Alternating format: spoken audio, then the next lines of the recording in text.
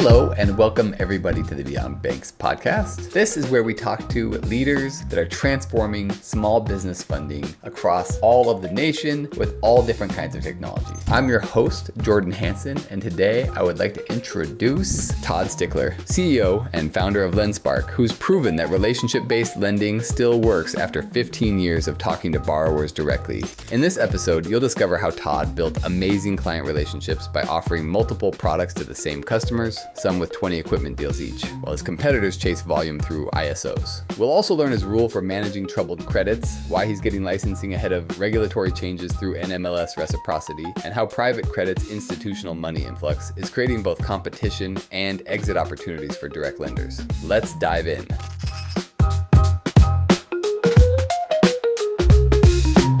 Hello, everyone, and welcome. I'm here today with Todd Stichler from LendSpark. Todd is gracious enough to come and meet with us today before his golf tournament. So we have to be respectful of his time, but we want to get him prepped, get him excited, so he has some good energy going into his tournament later today. Todd, how you doing? I'm doing well, Jordan. Thank you for having me on. So you've been working, you're the CEO and founder of LendSpark for a lot of years. 14, is that right? 14, 15 years now? Yep. So tell me a little bit more. We'd love to hear more about your background and kind of what got you into LendSpark.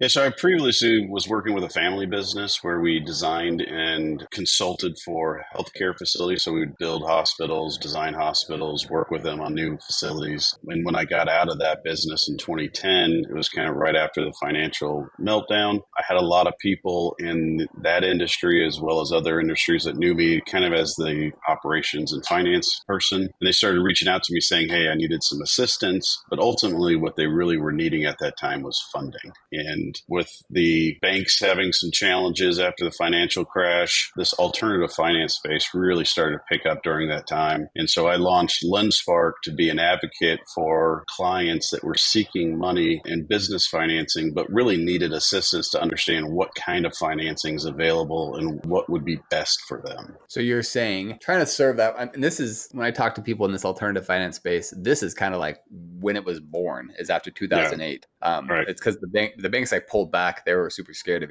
doing any of this kind of lending and this void because the capital was still needed. These businesses were great businesses and still needed the capital, which kind of sounds like your story too. You kind of came out there and said, hey, this is something we can do to help. What do you feel like at that beginning? What were you doing different than other people in this space? Like 14 years, the business is not easy. So the fact that you're still here after 14 years, what do you think has made you successful from that beginning all the way to here? I think a couple things. We really approached it from a consultation, an advisory kind of approach, rather than just trying to sell a solution to the customer. So we really wanted to, since I've sat in their seats in the past, I've actually been the business owner. I've been the guy that's responsible for 350 employees. It doesn't matter how many zeros you have on your revenue, you still have the same issues, right? Are my clients paying me? Have I invoiced them fast enough? Are they paying me fast enough? Can I cover the payroll and all the expenses for that month? So approaching it from a consultative perspective, number one. Number two, really understanding all the different solutions that are available to these clients. So rather than just saying, hey, I can provide you a working capital solutions or I can provide you a equipment financing solution, we wanted to have kind of the whole breadth of solutions available to our customers to fit them into the right solution for their needs. So it kind of came down, again, you're kind of slowing down the process. I know a lot of people we work with, they're processing a lot of these applications every day, even trying to go through these. Are you meeting with all of these customers, like whether it's a phone call with each one of these merchants to kind of assess, understand, how does that process work? Yeah, we don't really even consider merchants because I think that kind of slams us maybe into one particular solution. We do actually talk to most of our customers, if not all of them. We don't run a very large sales organization. I would say we're more of a financing company than we are a sales organization. One of our team members will traditionally talk specifically to the customer. What is it that you need? Gather the information, find out what the solution is, and then be in touch with them about what that solution or if there are other solutions available. What makes the most sense. Got it. And what would you say has changed in the last 14 years? So you started this, it sounds like that's probably been your creed the whole time. Really good customer service, talking to them, but certainly things have changed just with the nature of technology? Yeah, I And mean, a ton has changed, right? It's easy for a customer that is really needing, let's say they need $50,000 tomorrow to make payroll, right? It's easy for them to go somewhere and get that money quickly. So I think what's changed is the amount of information for these borrowers. Somebody has a solution for them. You really have to decide if that borrower is going to listen to you and can we provide the solution for them, or a better solution, or one that is going to get them into a better solution long term. So I would say what's changed the most is the noise, I call it.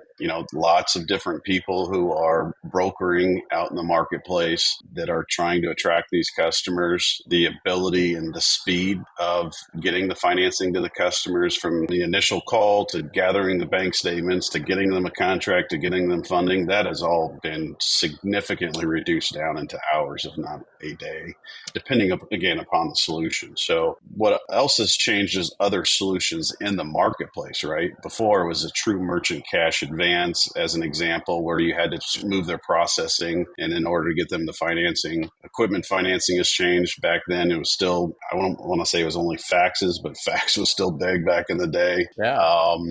Access to SBA has changed, access to factoring has changed. So I just think that in general, there's, technology has been utilized in a very positive manner to get the solution to the customer. One of the things you say has changed, a big part of it is the amount of noise, which I certainly can understand. You hear a lot more. I mean, we emails all the time for people, like I'm trying to offer financing all the time, like every day, probably most businesses do. I'm saying, hey, I can get you $50,000 funded today and $100,000 funded today. That's not great, probably have a bunch of noise, but it also is good that there's so many options out there. At least that's what it feels like. How do you feel? Do you feel like this is a good change, bad change? I mean, are you happy with where it's gone or not so much? Well, I'm going to answer that question maybe in a little bit of a different way than some of the people you talk to. So LendSpark is a direct lender, meaning I actually hold paper on my balance sheet. So I am concerned about the health and well-being of my borrowers. I want to lend them money and I want to get paid back.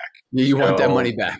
Right. I want to get it paid back. When there's a lot of noise and people telling the borrower whether it's true or not true, or they're telling them, hey, don't worry, we work with people like LendSpark, or no big deal, you're not complicating the contract you have with groups like LendSpark, that is concerning to me. The stacking that happens in working capital, very concerning. The amount of leverage and debt that I see on these customers, very concerning. But at the end of the day, the fact that the market has shifted outside of the bank to a more alternative private credit that provides access of capital to businesses is amazing. What we're doing with it is concerning.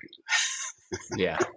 Interesting. That's a good take. I mean, both sides, right? You're optimistic and also, I don't know about skeptical, but just concerned, right? Like you said, like the stacking we see all the time. We worry, we hear about it in our business, and that sounds like a dangerous precedent. And so sometimes you may offer them, let's say you fund them on a deal, and then they go stack and get a few more. That's very concerning for you because now you're worried about getting your capital back at all. Right. And again, as a consultative lender, we want to know what's going on with our customers, because I may be offering them, I have customers that we've financed 20 different pieces of equipment for. We've gotten them an SBA loan. We have provided them what we'll call an over advance or some additional financing with our own money. If they're stacking us, the only way I can know is if I'm either talking to them regularly and getting their bank statements, or if they default, and then I have to go through the process of gathering the information to see what happened in the default. Yeah, which is scary. That's the part you don't want.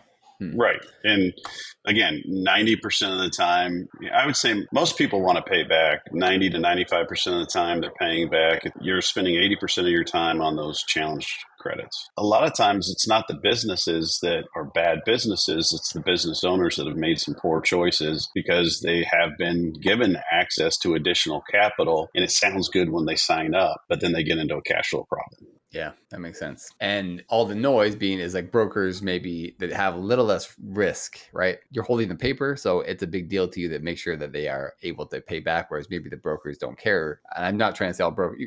There's good eggs and bad eggs always, but the fact that they have less skin in the game probably makes them, you're going to be more careful. It's your money. Oh, it's my money. I'm going to be a lot more careful. I want a long-term client relationship. I may have multiple solutions into the customer. The brokers, they do have some skin in the game. They usually should have some kind of clawback, but at the end of the day, they get paid their commission at funding. So I don't blame the broker as much because the way the system incentivizes is the issue. If your incentive is to get paid right at funding and you're not incentivized to make sure that client pays back, that's a broken system. Yeah. Yeah, So I I can, get that. we can sit and blame brokers, but they're just taking advantage of what the incentives are. Yes, absolutely. You mentioned this, and I've heard this from other people about banks kind of, in 2008, early banks kind of backed off from commercial financing maybe a little bit just because capital was at risk. It was just harder at that point. But I almost feel, as I talk to people like you, that they feel that banks are really not super interested in dealing with commercial financing for most of these businesses. They have the SBA product, which really, they're facilitating, right? It's a government run product. Mm-hmm. Do you feel that's true where banks are just, that's not the direction they want to go right now? I think it's bank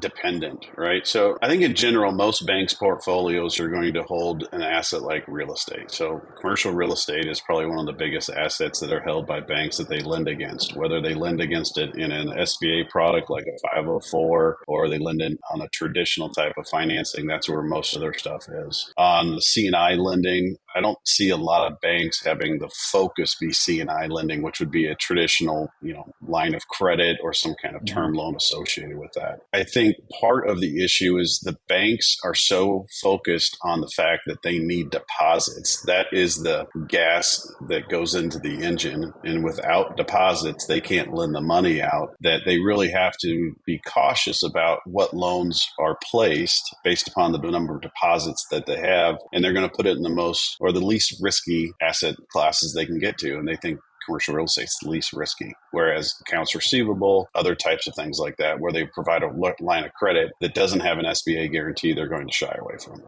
So your answer is yes. Like you do feel like, and not again, you're blaming the incentives, being that why wouldn't they, right? They Right. they need to make sure they have the loans against the depository. So increasing those deposits are way important, and loaning against them is important. But they're going to go with the least risky. They're going to go the least risky, right? So Why if you have a wouldn't client that doesn't have any real estate and they're accounts receivable based, they may be eligible for a $500,000 loan or less. The bank has to take into consideration, do we have enough deposits to go after that kind of customer? They're traditionally considered a small business, so they're a little bit more risky. They have a loan officer or relationship manager that may or may not want to waste their time with a $250,000 loan from an incentive perspective. So yeah, I think it's a challenge in the banking where the banks want that. They're incentivized to get those kinds of credits, the CRA credits, but they're just having a hard time placing those loans. So 5 to 7 years from now, do you see more? Do you think bank seeing a bigger role in this? Is something going to change where you think banks will take a bigger role in this space? Or do you feel like they're going to shy away even more and this just continues to grow? Businesses like LendSpark or other people in this alternative finance space? Well, I think you're already seeing private credit growing rapidly, right? With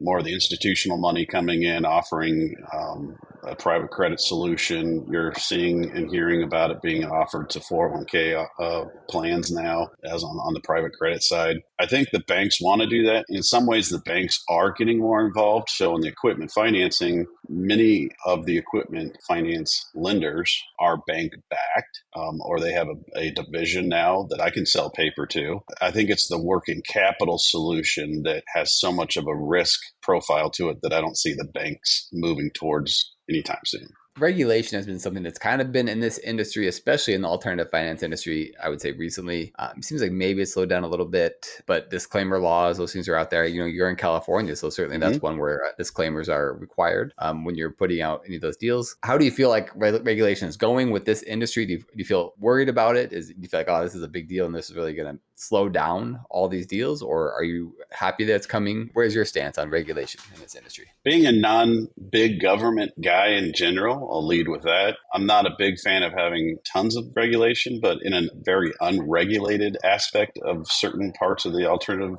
finance world, I think it's good. We have to do disclosures in the state of California, and there's other states that are following along with that. When it becomes state by state, that is a worrisome, right? Because then there's a lot of time spent on compliance lot of compliance on the paperwork. back end of paperwork of, okay, Mhm. what state is requiring this? And then what state is requiring a max interest rate as it relates to something that I can sell, whether it be equipment, working capital, or anything else. Right now it's a piecemeal thing, which makes it challenging. It would be nice to have some kind of unilateral or universal type of regulation that's put in place. But again, if I'm comparing that to FINRA regulation, SEC regulation, that scares me Yeah, for because sure. then You're saying that. we're just over regulated. Yeah, and I said disclaimer. I meant disclosure. You know what I meant. Yeah, yeah, But yeah, disclosures. I can understand the frustration with it being piecemeal because certainly it's different state by state. I think there's like 5 or 6, maybe 7 states right now that have these requirements. But the other side, like you said, the risk of it going where it's unilateral, does that happen without it being federal, which seems scarier to me. right, right. But if it goes federal, then you're really worried that it's going to be just a big pain for everyone. Right. And I think there's 5 or 7 states right now where you have to be licensed in it. So then you have to be part of the NMLS. Are those states working with the NMLS that it makes it easier for lenders like us that are licensed to get reciprocity in those states versus going state by state? Mm. Disclosure laws. Each state has a different disclosure law that have adopted them right now, making sure you know what those are so that when you send out the documents that you're complying with that state. It puts the onus on the lender, and that's great. But at the end of the day, when you're getting referral partners and brokers out there that aren't very versed in that, it creates a challenge. Yeah. So it sounds like overall your stance is regulation, too much regulation, not good, but maybe when it's the Wild West is maybe not so good when it's just completely Yeah. unregulated. And again, I want to take care of the borrowers. At the end of the day, we're trying to get borrowers and small, medium-sized businesses access to capital that they don't have, right? That's a good thing. That keeps our economy going. It keeps things growing. It keeps people employed, and it keeps the wheels turning. So access to capital is important. Restricting that access is a concern, but when there's not certain, let's call it, rules to govern by that are consistent, that's a challenge, right? It's kind of like bowling lanes, right? On some lanes, I don't have any gutters. And then on other lanes, I have gutters. And then on other lanes, I have the bumpers on the gutters to deal with. Yeah. So Trying to figure that out and navigate, that's where the problem comes in. yeah. Now, again, 14 years, technology has changed significantly. You kind of hinted at this. Where do you feel like technology is now and AI? How do you feel about that coming into the business right now? How it really is making big changes already in this every space, but also alternative finance. So technology and where it's going, how do you feel about that? I love the technology. I think it's phenomenal. I think there's some pros and cons with anything, right, that we have to be cautious about. The pros, the ability to glean information on a borrower very quickly with companies like yours providing the service that you do, whether it's the Secretary of State to the credit pulls to the various different business credits that are available. That's awesome. The ability to use existing data to determine SIC code performance, zip code performance. Those things are phenomenal. The ability to move all that into loan docs, get it out, signed, even third-party inspections, even video recording of customers taking the money. Those are all phenomenal things. I think the AI concern that I've been seeing right now is I get calls probably 4 or 5 times a day with somebody who's AI. Yeah. We have your information. You've been approved. We need to get you in touch with our underwriting department. And it's just the noise, right? Mm-hmm. I think, again, with anything, it becomes the Wild West and then it gets to a place where it's very usable. Yeah. So right now, especially as this first starts, I get those too, right? Emails, phone calls, and they sound better than they've ever sounded before. Oh, they sound better than a salesperson without so a doubt, right? Yeah. But it is so much noise now. The decision, understanding what's real, what's not, that's a little more scary. It's a little more scary. And, again, we're trying to get customers access to capital. We're not trying to deceive them into taking money. That is not why I got in this business. That's not why I'm, a business owner myself. And so I think those are the pitfalls that we have to be very cautious of. Well, Todd, I appreciate your time. So I have one final question here. Almost 15 years. I probably know the answer to this, but if you were to go back in time and talk to young Todd, and be like, hey, Todd, you're about to start LendSpark. You see this opportunity. What would you tell him? That's a good question. I don't know. I may not tell him too much because I don't know if he would get started in the business, but I think that's true. I think that's true with anything, right? You have an idea, you get started. And if you really knew the path that you were going to go down and the pitfalls and the challenges, you probably never would get started. So naivete in some ways is a blessing on the beginning. What I would probably say, I'd probably be a little bit maybe more specific on a certain type of product type or an asset class and really build a book around that and become a specialist. Then we started as an advisor and then started funding. And then, we still have multiple solutions. What I think is still great. But if I was building a lending company, it would be very asset specific, very product specific. Just so you can specialize and become really good at that one. Yeah, very good at it. And then you have long-term history with it, which gives you better access to the capital markets to get the funding to lend it out. So. Yeah, that makes sense. Well, Todd, like I said, I appreciate your time. Thanks so much and good luck in your golf tournament today. Thank you very much. I appreciate your time as well and good luck with your business.